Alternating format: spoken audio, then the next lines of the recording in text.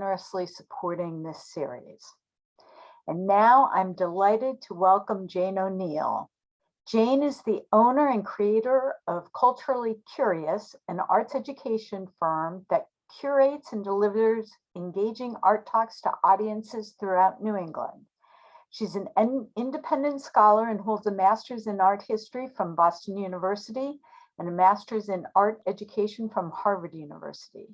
Jane is a New Hampshire native and has worked at some of the state's most esteemed cultural institutions, including the League of New Hampshire Craftsmen, where she served as executive director, in the Currier Museum of Art, where she held the role of senior educator. Jane has also taught art history at the college level for more than a decade, most recently at Southern New Hampshire University. If you have any questions tonight, type them in the chat and Jane will answer them. And thank you so much, Jane, for coming tonight. My pleasure, Marnie.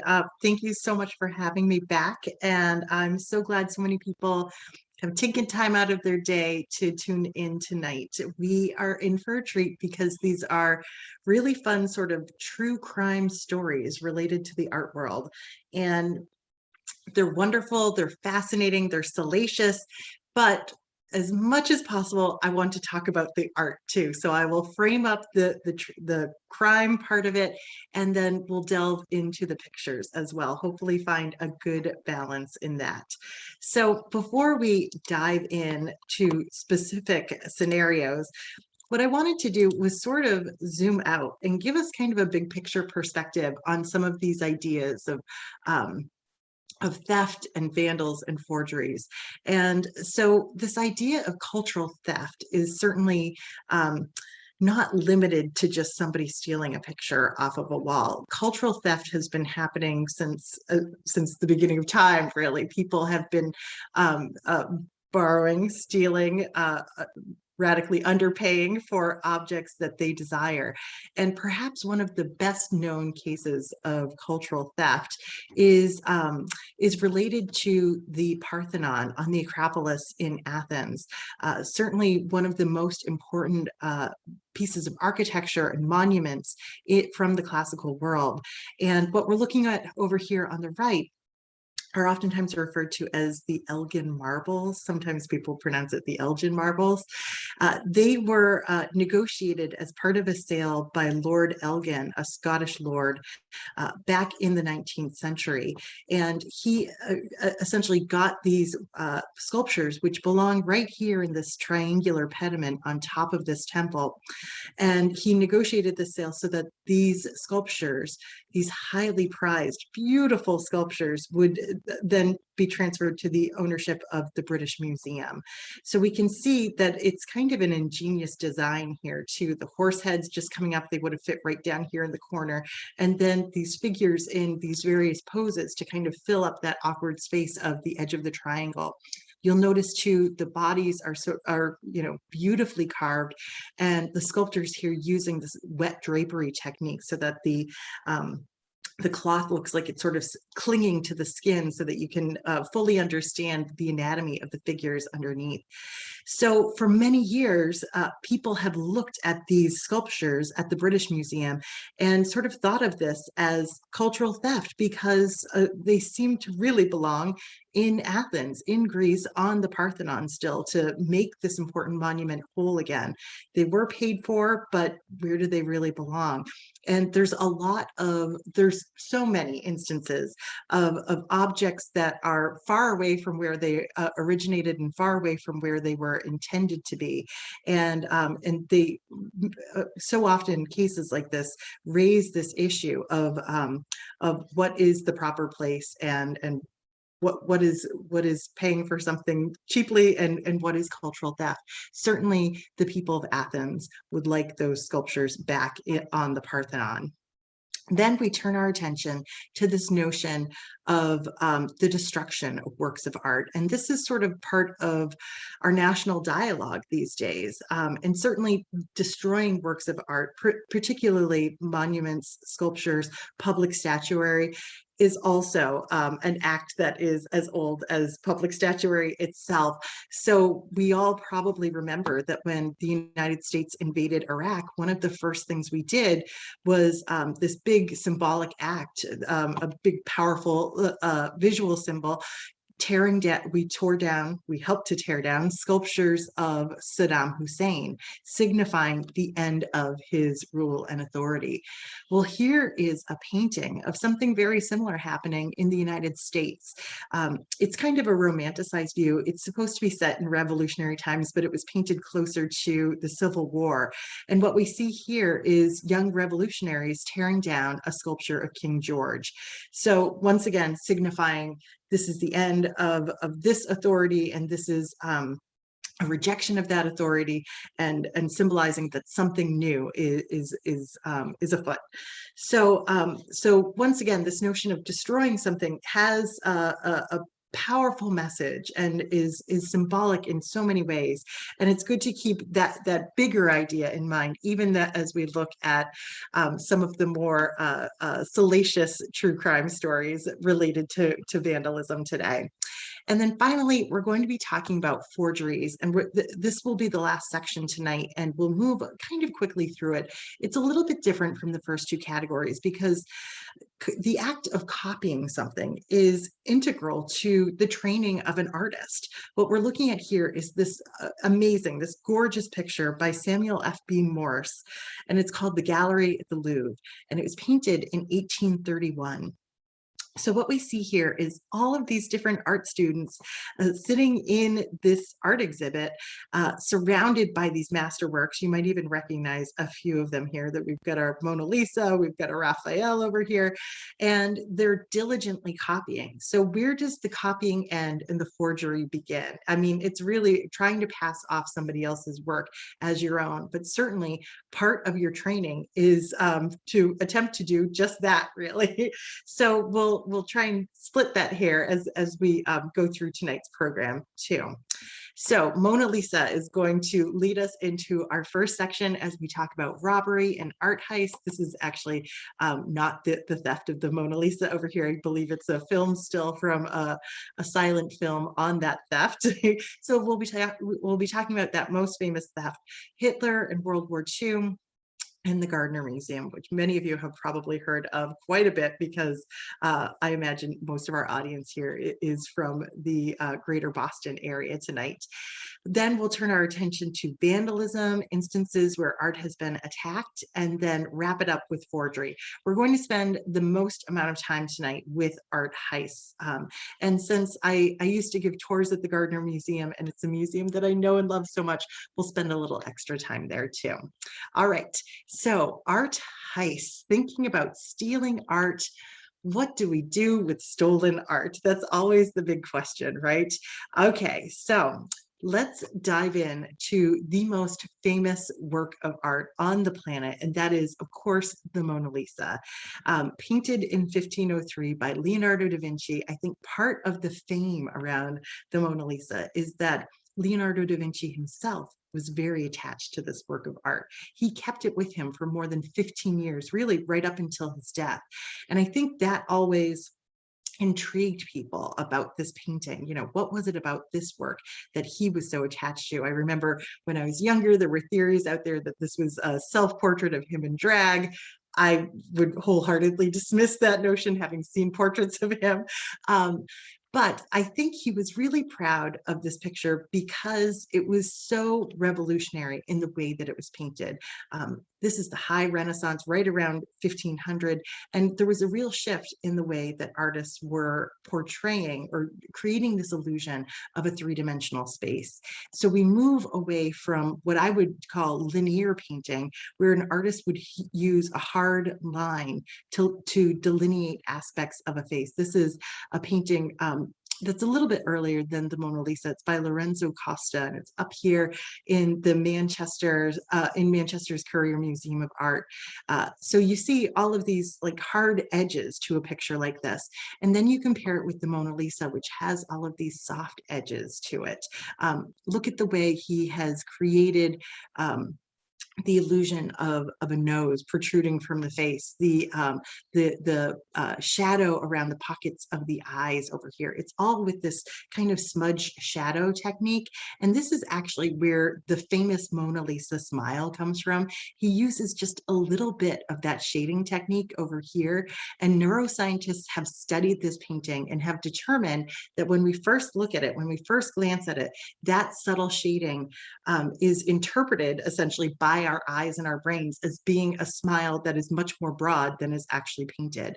So he is playing with something that is really sort of smart and profound here. And you can also see that subtle shading over here in her hands. So this was an important work in so many ways, beyond just the fact that it was a portrait of a lovely woman from the time. So having said that, what is the big deal about the Mona Lisa being the most famous work of art in the world? Many of you have probably visited the Louvre before, have probably run through the galleries like I did, searching for this tiny painting that is no more than 2 feet wide. It sticks out in this museum filled with, thousands of works of art. And obviously it draws the big crowds, obviously a ton of people taking photographs when they shouldn't. So the fame around the Mona Lisa is not just because it's Da Vinci. It's not just because it's this work that he personally seemed to favor. Instead, the fame around the Mona Lisa really begins in 1911 when the Mona Lisa was stolen from the Louvre. And this was a really brazen crime. It was accomplished, or executed, I should say, by a Louvre employee who was an Italian. And he believed that the Mona Lisa, as a work of art that was created by an Italian artist, belonged in Italy. So one day he essentially just took the painting off the wall, out of its frame, hid it under his smock, and then walked out of the building. It's hard to believe that, that the Louvre wouldn't have had better security, but it actually took about 28 hours before anyone really realized it was missing. That might be shocking to you, but let me tell you, this still happens today in museums all over the world. I worked at a small museum back at the beginning of my art museum career, and there was a metal sculpture outdoors just near the staff parking lot. And I noticed one day it wasn't there, and I just assumed that the curators or the director had done something with it or loaned it to somebody or something like that. And it was probably more than a month before the director of the museum came to me and asked me, when was the last time you saw that sculpture? And I said, oh, probably a month ago. And he said, oh, that must have been when it was stolen. So what happens in every organization, there's miscommunication or there's a lack of communication, and people make assumptions, right? So when the Mona Lisa went missing, people just assumed maybe the curators had other plans for it. And it was hung originally in a gallery where it could have been easily missed. We see a little empty spot over here in the bottom right, but we also see these huge paintings in this room that would have dwarfed it. And you can imagine, if there's a little empty spot over here, nobody is going into a panic over it necessarily. Now, I should mention that people already really loved the Mona Lisa. People used to write it love letters. Occasionally men would come to the Louvre with flowers for this painting, but it was not at that time the worldwide sensation that it is today. And when it went missing, it was sort of like when Princess Diana died for the English. In France, I mean, women started to powder their faces yellow and affect the same expression on their faces. People were in, essentially a public state of mourning over the loss of this work. It was stolen as an art object, and it returned as like a worldwide famous icon. While it was missing, interestingly enough, there were 6 copies of the painting that were created, and each sold to American buyers for $300,000 each. Now, there were all sorts of theories about who might have stolen the Mona Lisa. It was thought that J.P. Morgan might have commissioned the theft. Pablo Picasso was interviewed as a potential theft as well. He was caught trying to buy other stolen works from the Louvre at one point in his life. But in ultimately, they did essentially catch the thief about 2 years later in a sting when he was trying to sell the work of art. And I believe he served about 6 months in prison for this crime. So when the Mona Lisa was returned, it got sort of slightly better placement within the museum. More highly esteemed, certainly, and great neighbors over here with Giorgione and Titian. But then it sort of immediately became well, almost like this polarizing art object, or an opportunity for people to make a political statement, because people began to attack the Mona Lisa upon its arrival. So we can see here one of those attacks. People have thrown rocks at it, mugs at it, all sorts of different things. So today it is exhibited behind bulletproof glass. People still throw things at the bulletproof glass. The last time it traveled outside of the Louvre, I believe it was insured for close to $600 million, which is hard to believe. I'm sure today it would probably be over $1 billion. So the Mona Lisa, that fame, well, that's the good trivia question you can use next time you chat with your friends. You can say, why do you think it's the most famous work of art in the world? And I think a lot of people don't know that it's in part because it was stolen. The next case of cultural theft that we're going to look at begins with an artist who is nowhere near as famous or as beloved as Leonardo da Vinci. We are looking at two works by the, well, I think it's safe to say, the failed artist Adolf Hitler. So he was particularly interested in painting architectural monuments. I believe this is the Munich Opera House. This is his depiction of the Madonna and Child from 1913. He made a little bit of a career for himself after struggling in Vienna for a few years, essentially living in homeless shelters for some time. And then he began to create images like the one that you see over on the left and sell them to tourists who were visiting, who wanted a little bit of a souvenir. But because he twice failed the entrance academy to the Vienna, to the entrance exam to the Vienna Academy of Fine Arts, he eventually turned his sights to another profession. And unfortunately for the entire world, that meant politics. So, so for Adolf Hitler, art always stayed in his mind, even after even after World War I, even after he has this new career. He would tell his colleagues, you know, that he intended to retire and just commit himself to painting full time. Well, part of his political aspirations included the revitalization of a number of German cities, and as well as his hometown of Linz, which was in Austria. The revitalization of Austria, of Linz, I should say, was to, well, the intention there was essentially to make it the cultural capital of the world. And so this was his model of what that would look like, what the revitalization of his hometown would look like. And at its very center was the plan for an art museum. And Hitler had very specific tastes in art, and he knew exactly how he wanted to fill this museum. And so, part of his military campaigns almost always involved what could you sort of get from the museums, from forced sales, from civilians in these areas. So he had essentially teams in different countries who were doing this advanced work of looking for the art that he would then use to fill his museum. So what do you do with all of this stolen art?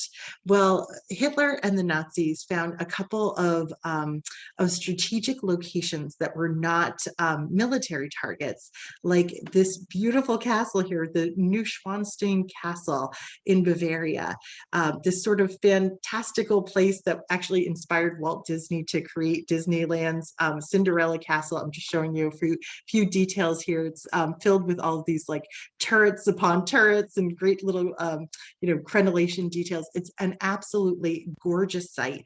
And for Hitler, for a number of years, stolen works were being amassed inside this castle. So here is a soldier down here to get a sense of scale, and then just piles and piles of works of art.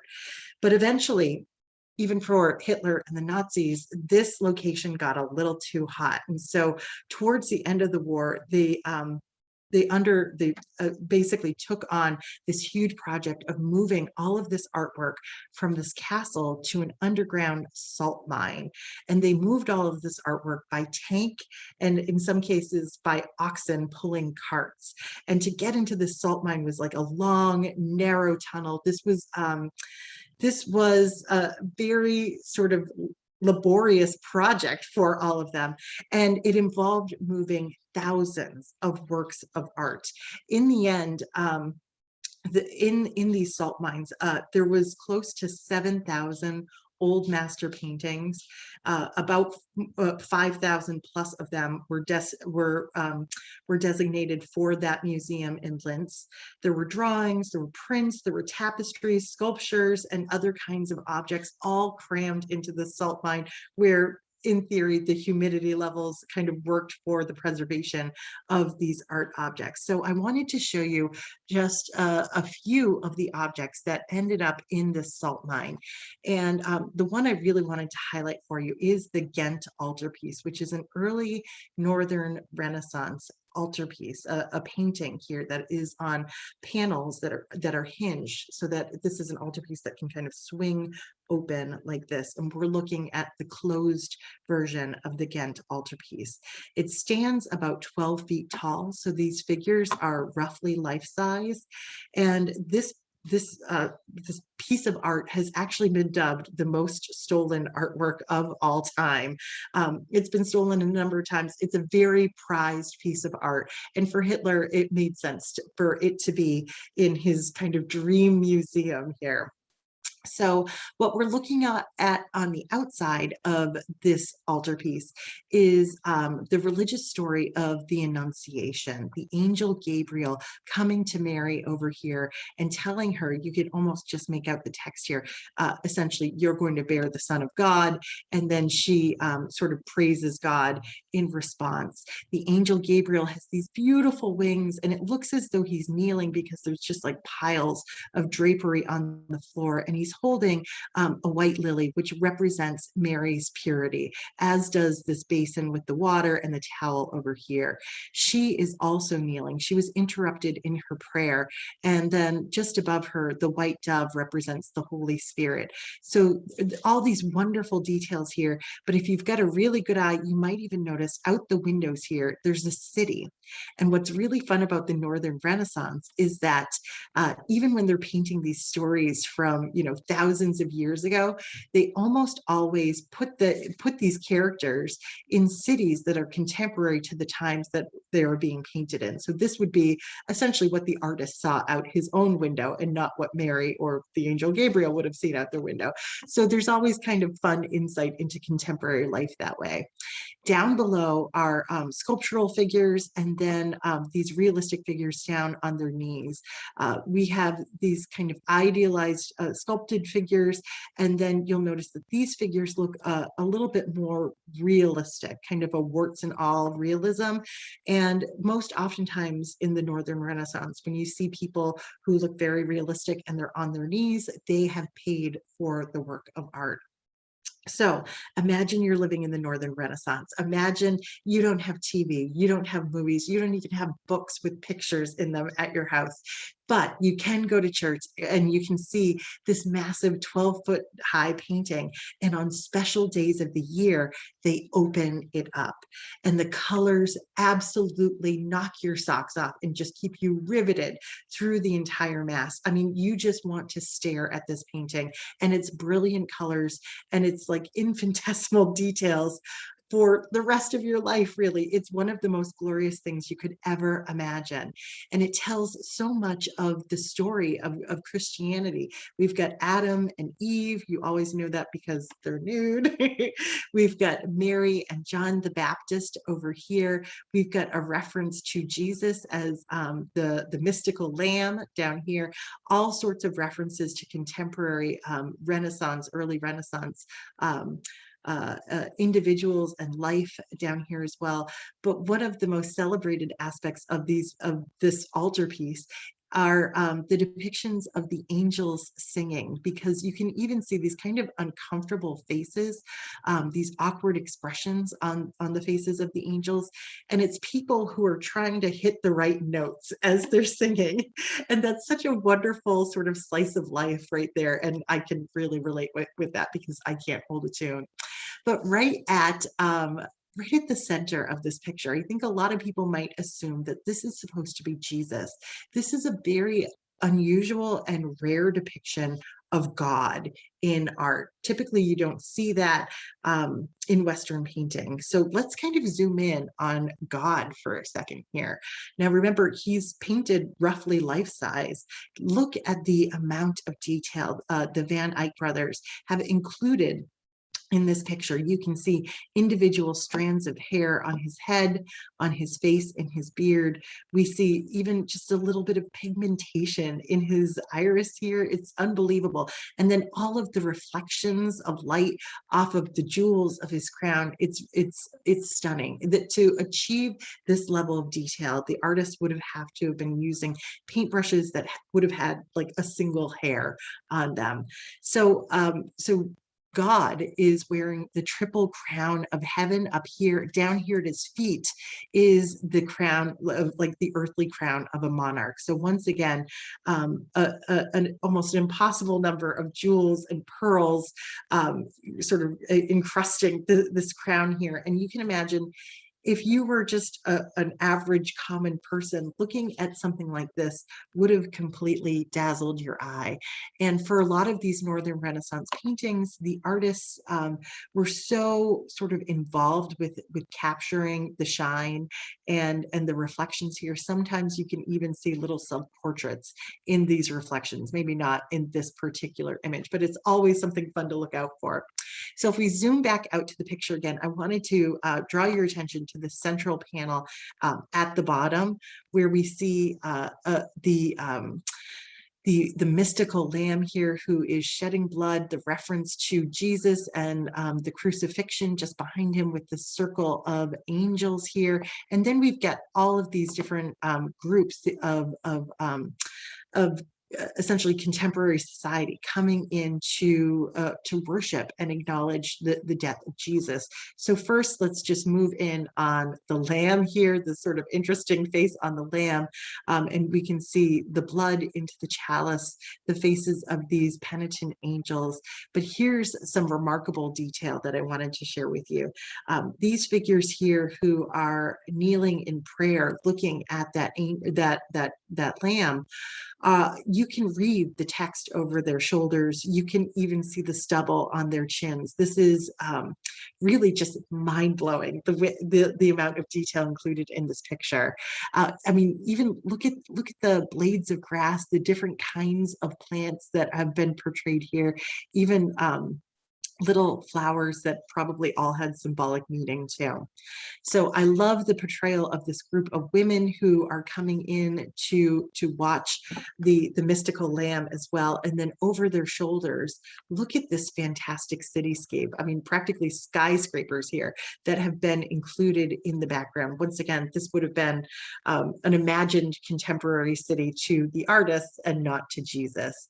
So this remarkable work of art ends up sort of taken apart and put into a salt mine underground in order to steal it. And luckily, the Allied troops and the monuments men, who you might know about through the book and through the movie from a few years back, were able to help track it down and to restore it to its rightful place. But take a look at the state that it was in when they found it. There's that mystical lamb, and these are, you know, areas of damage essentially that they encountered when they first discovered this work of art in the salt mines. Here's just another view of that same panel, the angels singing in the background, a few more shots with the angels singing, and here are the donors for this, or the patrons for this work of art over here. So it was a really sort of rough and damaging thing to put a lot of these old masterworks into the salt mine. One of the works that weathered all right was this one here, a sculpture by Michelangelo. I think this was the only sculpture by Michelangelo to ever leave Italy, and it's the Madonna and Child, a beautiful depiction of the Madonna and Child, where we have this sort of Putti-like version of the young Christ here, and a very solemn Mary who seems to know the ultimate fate of her child. Now, this was located at a cathedral in Bruges, and stolen from that location and relocated to the salt mine. And whenever I see this picture here of the Allied troops attempting to get Michelangelo's work here out of that salt mine, I'm just reminded that this is a job I'm very happy I was not responsible for, because I wouldn't want to try to move a Michelangelo without damaging it. So, so this brings us to our final case of art theft for tonight, and then we'll switch gears and start moving a little bit more quickly. So this is the art theft that is very familiar to most Bostonians and people living in the greater Boston area. So we are, of course, looking at the Isabella Stewart Gardner Museum back before the Fenway was really built up. And I love this image because it's a good reminder that she was a visionary in so many ways. And she sort of knew that the city would be expanding out in this direction when she built her Venetian style palazzo to house her collection. Now, we all know that when you go inside the Isabella Stewart Gardner Museum, it is always springtime, and that central courtyard is one of the most beautiful spots in the entire city.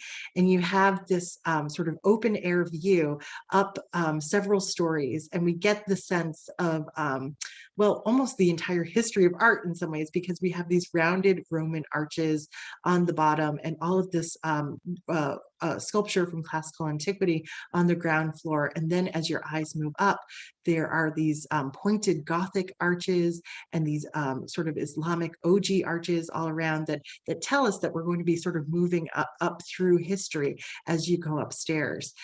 It's also important to note that these different windows and balconies and balustrades, they don't match. They kind of work together visually, but they are all taken from different sites, mostly throughout Venice and Italy. So it brings up that question once again of where do they really belong? Even though Isabella Stewart Gardner might have paid for these things, I mean, do they really belong in her fantasy palazzo in Boston? Or maybe they should be back on the palaces where they were originally built. Who's to say?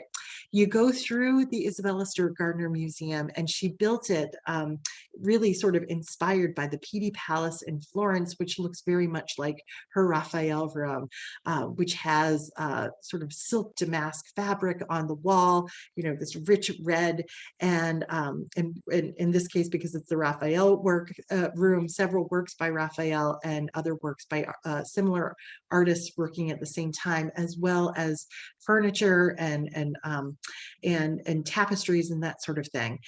She would always put her favorite works of art over by windows so that they would get the best light, because in 1903 that was how you got the best light. But of course we know now that that's sort of a nightmare in terms of preservation.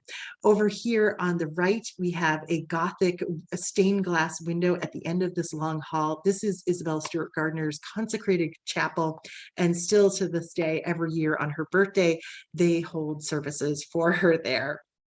Now, if you move through the museum organically, her Gothic room is the very last stop in the museum. And that's where you are confronted with this magnificent portrait of her by the American expatriate artist, John Singer Sargent. This is like a preview to next month's program. This was painted in 1888. It was scandalous in its own right at the time. We'll get into that entire scandal next month, but suffice it to say, the reference to a halo behind her head didn't sit well with a lot of Bostonians. But I want to draw your attention to how she installed this picture. It is behind this wooden chest. There's a huge book in front of it. It's sort of like an altar. It's almost as though she has set herself up like a deity here that you're supposed to kind of worship or thank as you move through her museum. Now, what's most important to understand with Isabella Stewart Gardner is that she did set up her works of art in in this very particular installation. And according to her will, nothing in the museum could ever be moved, changed, bought, or sold. Otherwise, the entire collection would be dismantled, shipped to Paris, auctioned off, and all of the money would go to Harvard. And our joke when I used to give tours there was, Harvard has enough money, so let's keep the museum intact. But all of that is sort of kind of destroyed in some ways back in 1990 when two men dressed as Boston City police officers went to the back door of the museum, the staff entrance, and said that they were there to investigate a disturbance. They seemed to know that there were only two guards on duty that night. They rounded them up, they bound them and left them in sort of a basement room, and then spent about the next 90 minutes going through those very dense galleries that I just showed you, looking seemingly for very specific objects that weren't necessarily easy to find. And because they took so much time in doing this, I always imagined this as like a gentleman's crime. It was like Thomas Crown affair or something like that. And then a few years back, I remember seeing or coming across the crime scene photos from the theft at the Gardner. And I was shocked to see smashed glass and frames on the ground like this. I just couldn't imagine that someone who did this wouldn't care enough about everything in these galleries to take good care of all of it. It was shocking to me. So of course, today, it's the museum that doesn't change that still has all of these empty frames in it. This is the Dutch gallery that was, of course, hardest hit by the theft. There would have been two Rembrandts over here on this wall, and this is where her Vermeer was over here, of course, by the light, or by the windows, I should say. So let's kind of zoom into those Rembrandts to get a little bit better understanding of sort of what makes them exceptional and why it is such a loss that they're no longer there. Now, Rembrandt, of course, was a Dutch artist, and whenever I look at this portrait of a couple over here, I am reminded by the fact that this is painted around 1633, and so this Dutch couple was roughly contemporary to the Pilgrims that came to America around the same time, and so appropriate as we're heading towards Thanksgiving. So the black costumes, these intricate collars over here were actually great signs of wealth. In order to dye your clothes this inky rich black here, it took a lot of dyeing and it took a lot of money to do. The Dutch also loved maps, and so you see a lot of maps and references to maps in their works of art, which I think is what is going on over here. And then interestingly, this picture originally included the couple's child who died pretty young in life and who was later painted out. I'm not sure if that was done by Rembrandt or not. So a moving image in so many ways, and sort of, all encompassing, has these great references to kind of the bigger picture in terms of Dutch painting and Dutch portraiture. And then over here, this is a really unique painting in terms of Rembrandt's body of work. This was the only painting that he created of the ocean, a seascape, his only seascape. And it is dramatic, which is just fitting with all artwork that was created in the 1600s. We've got this very dramatic diagonal sort of cutting through the entire picture with the mast of this ship, and then this other diagonal of the boat itself on this being tossed around on this wave. We've got this dramatic shift of light and dark, the sunlight breaking through the clouds over here, but very dark sky over here. And in the midst of all of this turmoil and tumult, we have Jesus on this boat, and he is essentially preaching. He is calming down his apostles who are listening to him, some of them very intently, while others are really scrambling to secure this boat against the waves. Rembrandt is great for including a little bit of genre details. Over here, we have somebody getting sick over the edge of the boat. That probably would have been me if I was alive at that time. And then Rembrandt, in a self-portrait, looking right out at us, seemingly like breaking that fourth wall, engaging us, the viewer, drawing us into not just the drama on the water, but the drama in the boat as well. So whoever robbed the Gardner clearly loved Rembrandt because they also found this tiny little etching that's about the size of a postage stamp hidden away in one of the galleries. It was screwed into its frame and the wall, and they carefully unscrewed it to remove this image from the museum. They also stole a few Impressionist works, paintings that were done centuries after Rembrandt that seemingly don't fit in with the same aesthetic. We've got Manet and Degas over here. They also stole very unusual objects, an ancient Chinese beaker. I apologize for the quality of this image. This dates to about 11,000 BC. It's one of the oldest objects in the collection, but in other ways, fairly unremarkable compared to some of the other works on view. And then a work essentially of no great art historical significance, the finial of a Napoleonic flag, which once again sort of was laborious to detach from its installation.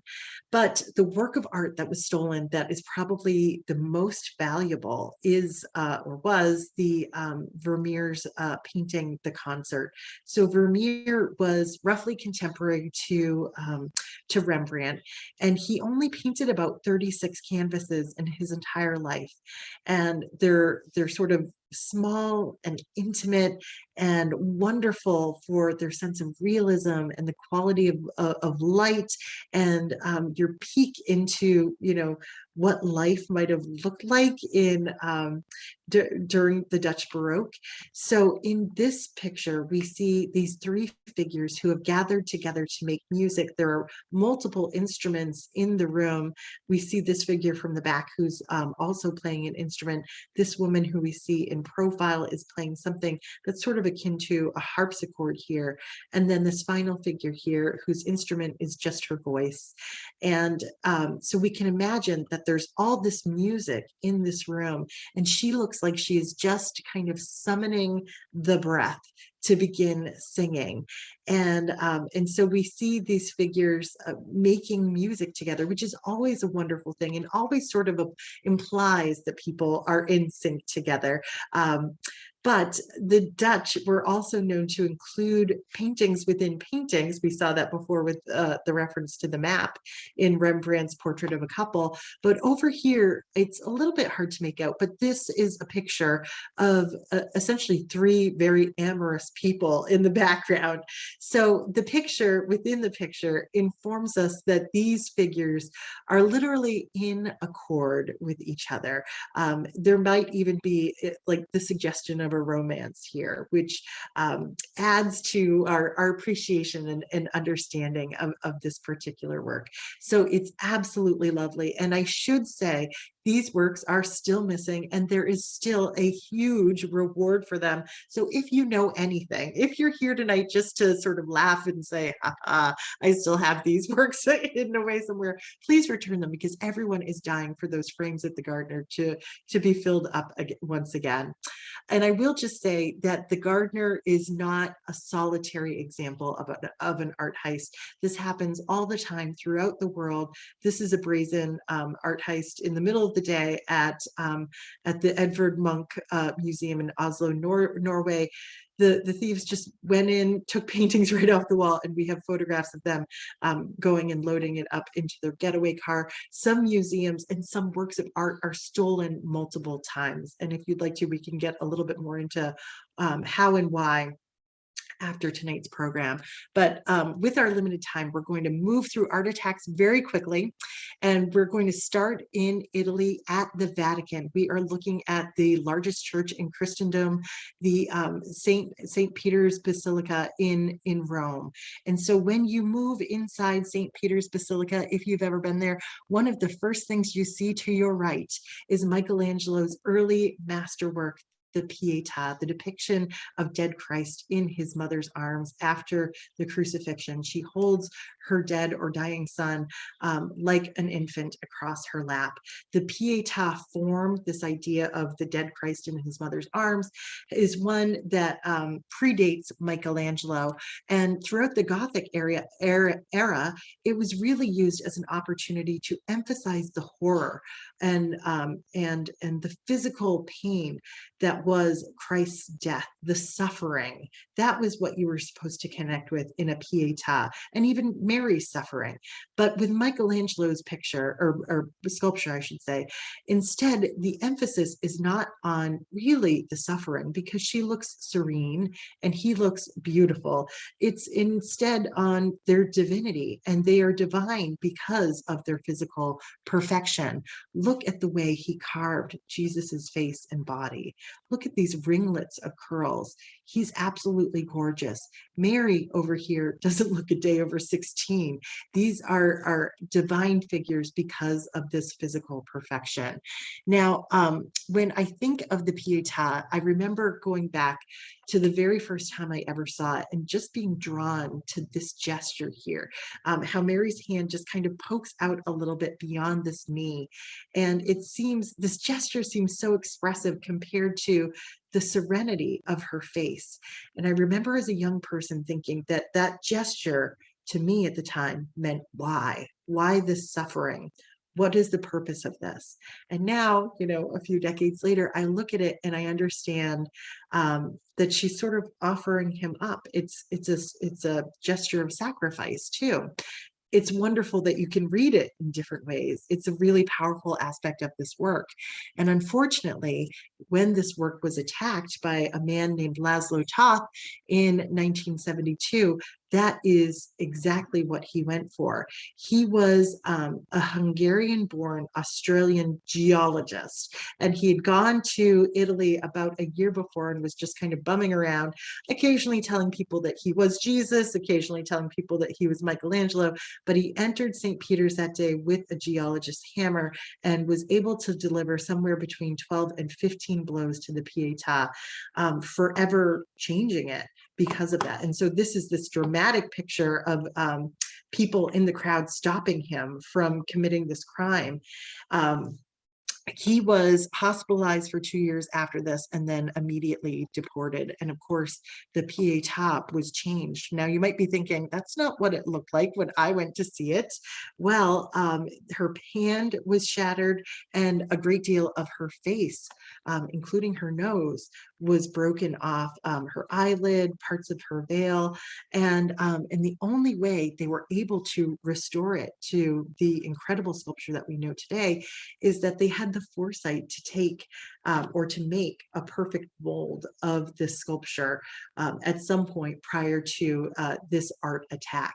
Now, this was kind of a lone wolf attack by a man who I think it was safe to say, was probably mentally unstable. So it's I don't think it merits sort of exploring the how and why of this attack too much, but I will just say, as a result of it, this is yet another work that is behind bulletproof glass today, just so that it can be forever preserved for all of us to enjoy when we make it over to Rome. But for our next work, I wanted to share with you it's over in the Netherlands at the Rijksmuseum. And so when we go inside the Rijksmuseum, which is sort of like the Netherlands answer to the Louvre, this huge encyclopedic museum, the work of art that everybody wants to see there is Rembrandt's The Night Watch.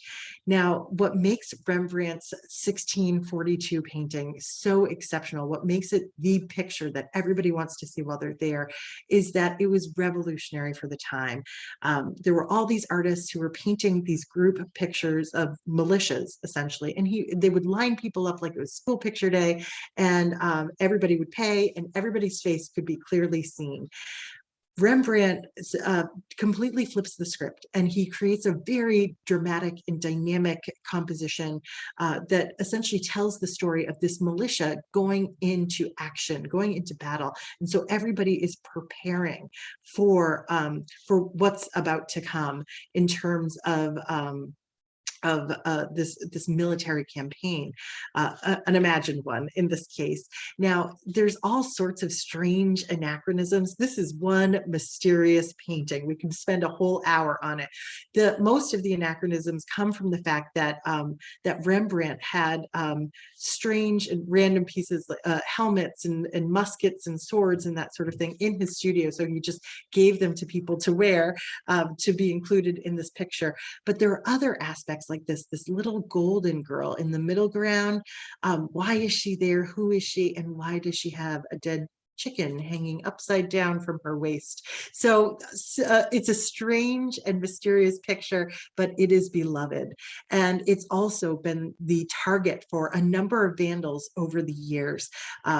Back in 1911, the same year that the Mona Lisa was stolen, there was a shoemaker and a former chef who slashed it with a shoemaker's tool, essentially. And then in the 1970s, you had an unemployed school teacher who used a knife, I think, and made these giant zigzags. I love this picture because you get a sense of the scale of the painting itself. And then somebody else even sprayed the picture with acid. And luckily, the guards there were equipped with something to neutralize the acid almost immediately. So we can all have our experience of going to the Rijksmuseum and seeing this picture in person in real time. There was a famous meme that went around just a few years ago of a bunch of kids who were sitting around on their phones, not looking at the night watch. As it turns out, they were working on an assignment, and we shouldn't all fear for the future because kids don't care about art.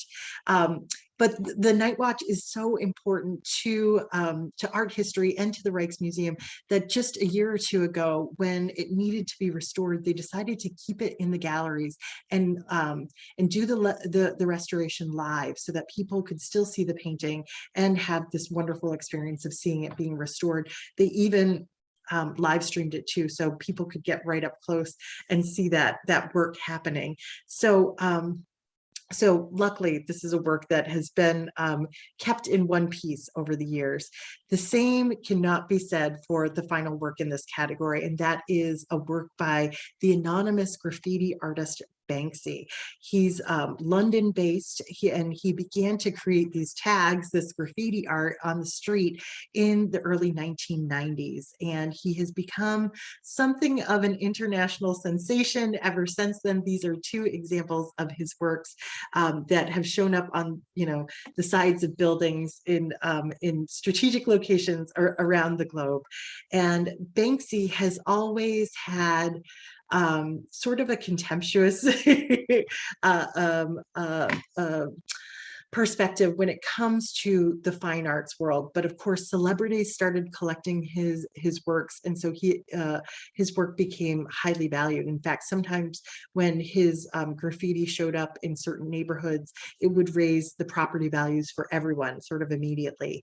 But he, I don't think, ever endeavored to create works for galleries or for museums. I love this tag. This will look nice when it's framed. He's always sort of teasing and playing with this notion of graffiti art, and sort of where does it begin and where does the fine art world, or where does it end and where does the fine art world begin?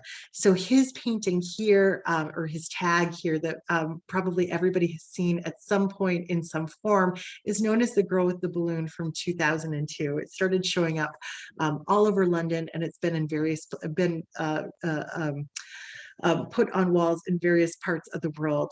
It's an image of a little girl who looks like she is standing against kind of a gust of wind, and in that moment has either lost control of or released this red balloon, this heart-shaped balloon. And there's something very evocative about it. I think everybody can sort of connect with that notion of what it's like to be a child to lose a helium balloon.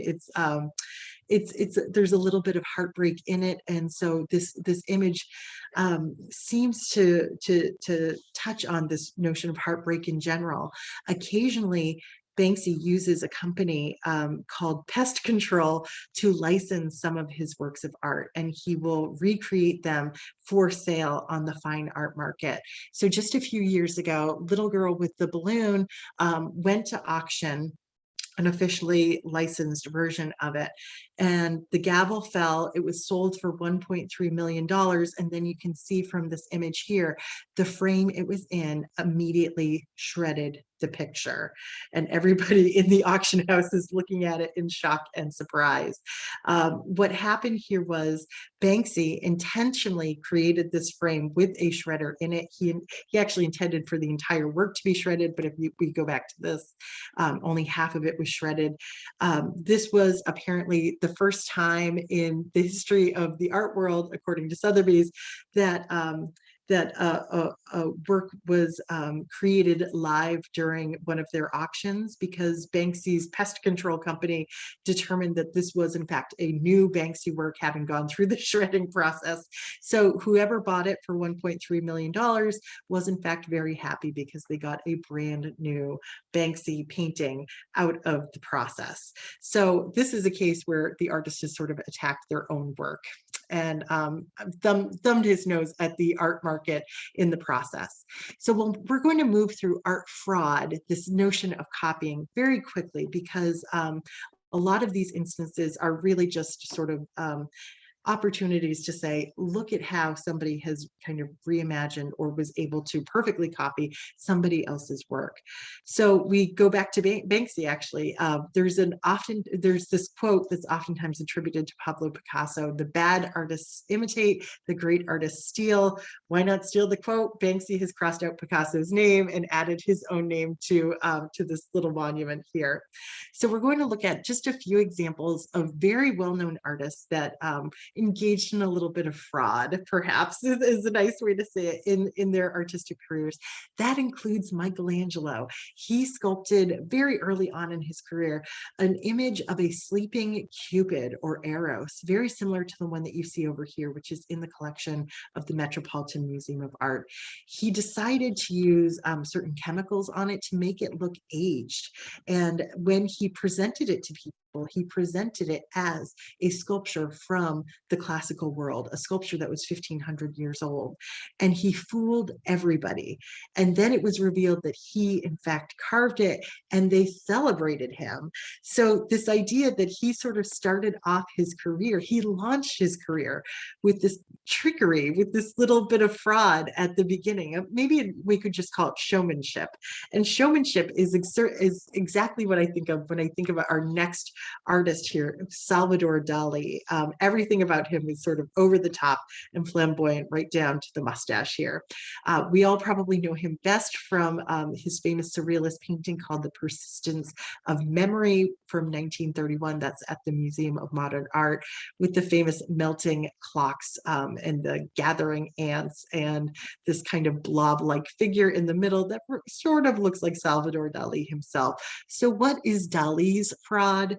Well, apparently, towards the end of his career, this huge cache of paintings or papers were discovered that he had signed and that were totally blank.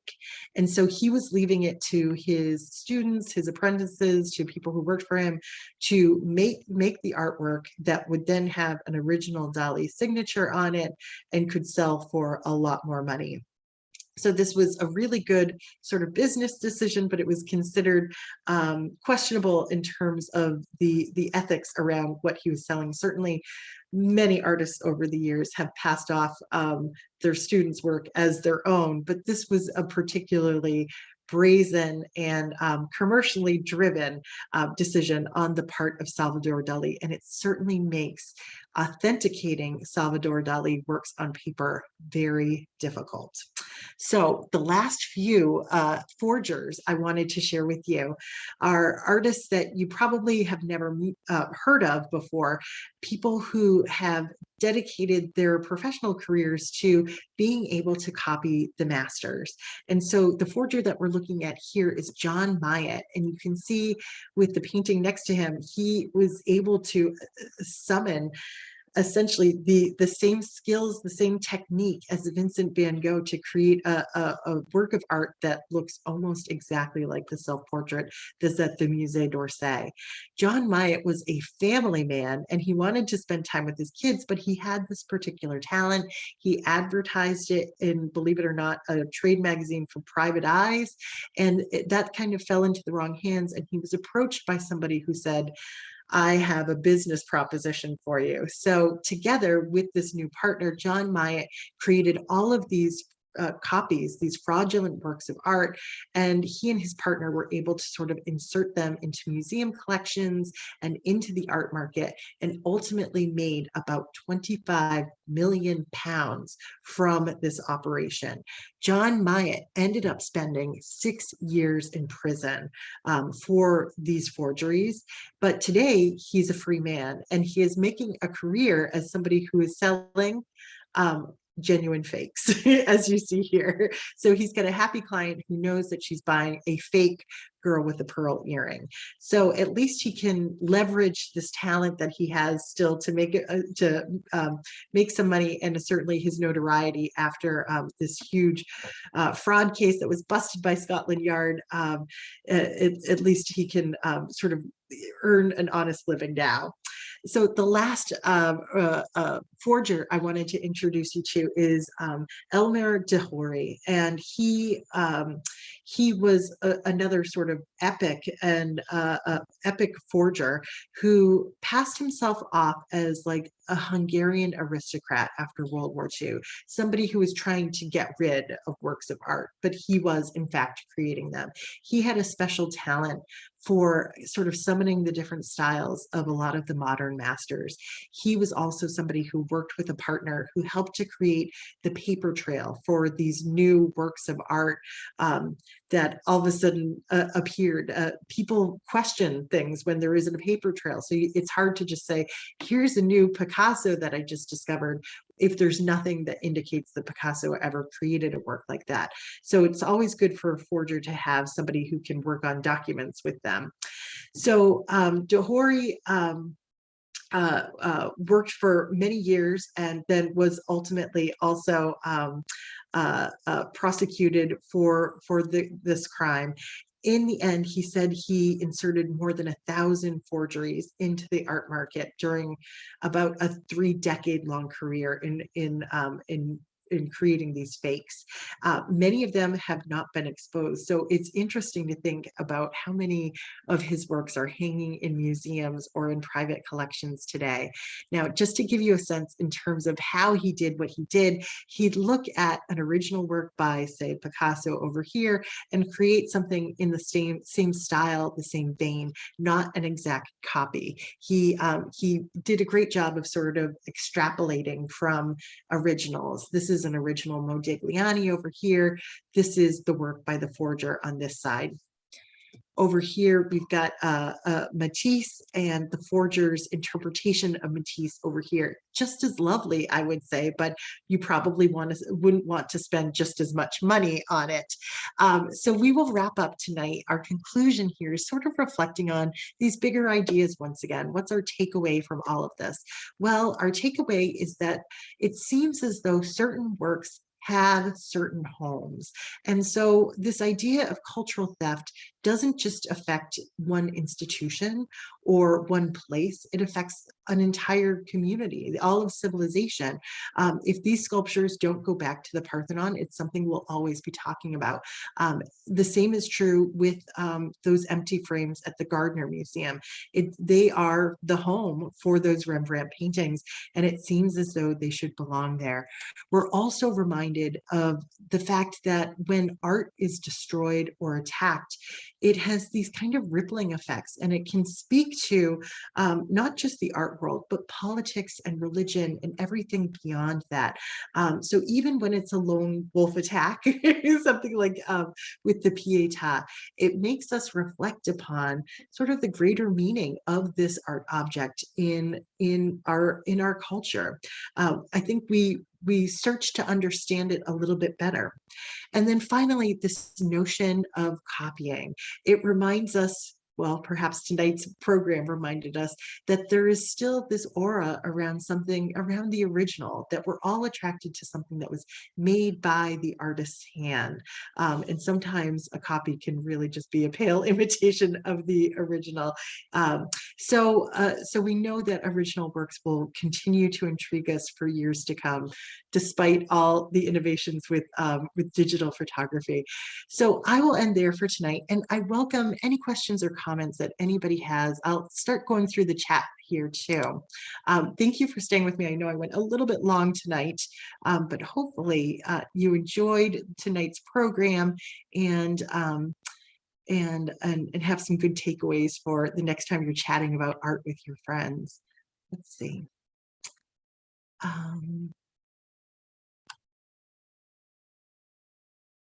Somebody says, is there still a market for stolen art? It can't be displayed. That's always the ultimate problem, right? If forgers do such a good job, why are the originals special? That's another great question for Mira. Okay, so is there a market for stolen art? Some of you might have seen this great Netflix special that recently came out that was called This Is a Robbery, that focused on the Isabel Stewart Gardner Museum heist. And they sort of delve into what happens with a lot of this stolen artwork. And it seems as though not a lot of this is stolen for, some prince out there who, wants to add specifics to their collection. It's not as though they're intended for display. Oftentimes it seems as though art is stolen to leverage essentially deals with the authorities. So somebody in prison could say, I know where you could get the works at the Isabella Stewart Gardner Museum if you reduce my sentence, that sort of thing. So I think that's the purpose behind a lot of the artwork that is stolen these days. Because yes, you can't steal, or you can't exhibit it without really admitting to a crime. And if forgers do such a good job, why are the originals special? This is the ultimate question. We could spend like a whole hour on this, I think. But I think for so many people, they really like this notion of being connected to the original artist's hand. That there's there's that special innovation that happened with that original work of art. And I think these days, we do appreciate somebody who has the technical skill to copy or to pass off a forgery, but we all sort of sense and know that the idea and the original execution around that idea has something special that's very separate from just being able to the technical ability of just being able to copy. These are big sort of philosophical questions, but I'm glad you're posing them. Next question here is, in terms of the Elgin sculptures, could the procurement of the statues actually have been beneficial in terms of preservation? I think the British Museum would definitely make that argument. The same with stolen World War II works of art. If they hadn't been taken, imagine they could have easily been destroyed. It's an odd way to have a positive situation out of a negative one. That's a really interesting perspective, Karen. And I think I would say I really like your optimism in how you're looking at that.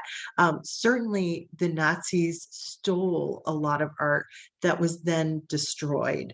I think on sort of all art sort of in Europe was particularly vulnerable for theft or destruction. So in some cases, yes, I guess you could certainly look at it as though, well, at least it was stolen and not destroyed. That is a silver lining. And a really interesting take that now I'm going to be thinking a lot about, I have to say. And I think you certainly make the case too that that the Elgin marbles, I mean, they're not exposed to the elements, they're not exposed to acid rain or anything like that, and they can be kind of perfectly preserved inside the British Museum. I think there's even a museum in Athens where they say, this could be the perfect home for those sculptures. I'm sure, like I said, that there's a lot of people in Athens that could easily debate that point from their point of view. Yeah, but those are really, really good points. I'm glad you brought them up. it's like tribute bands performers are just as good as the original talent. Yes, and sometimes even better, right? So it's an interesting idea, this notion that forgers could create something that's just as good as the original, and maybe even sometimes create something that's possibly more intriguing. Thank you for the kind words, Sally and Mira. And Patricia, oh, kind words from a lot of people, and I do appreciate it. And so I just want to make sure that everybody has on their calendar our next program together, which is on John Singer Sargent. Marnie, I think you said December 2nd, but it might be December 4th, right? It's a Thursday. It is December 2nd. December 2nd? And that is the Thursday, but thank you so much for checking my work. Okay. All right. And then is it known what criteria Hitler's artwork did not meet for admittance into the art school?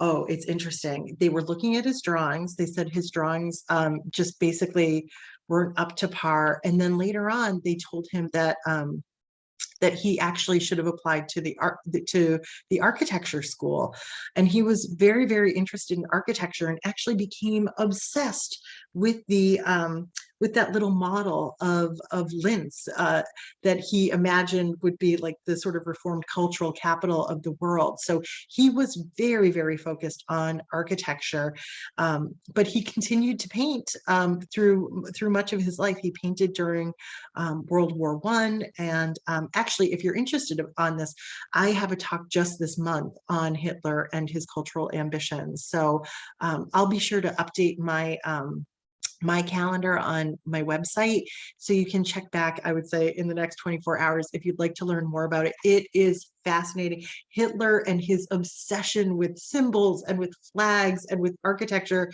and then the certain works that he was so focused on.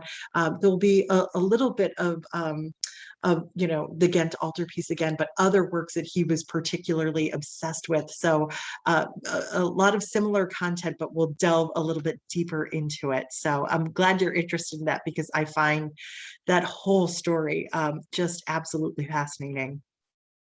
And I believe Marnie was recording tonight, and so she, I think, will probably be able to tell you how to access the recording. Yeah, anyone who wants the recording, I'm not sure yet how we're going to make it available. So send me your email at msmith@burlington.org, and I'll figure out a way to get a link to you. Honestly, I'm not sure how to do it right now, because we usually live stream it to Facebook, but I will figure it out and get it public. But send me your email address. And Jane, this was wonderful. Thank you so much.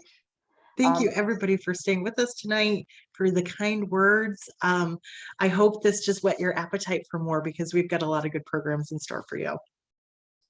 I'm looking forward to this whole art series. Thank you so much, Jane, for agreeing to do this. And thank you to the friends of the Tewksbury Public Library, Burlington Public Library, and Stevens Memorial Library for making it possible. Good night. Yes, thank you, everybody. Have a great night. Take care.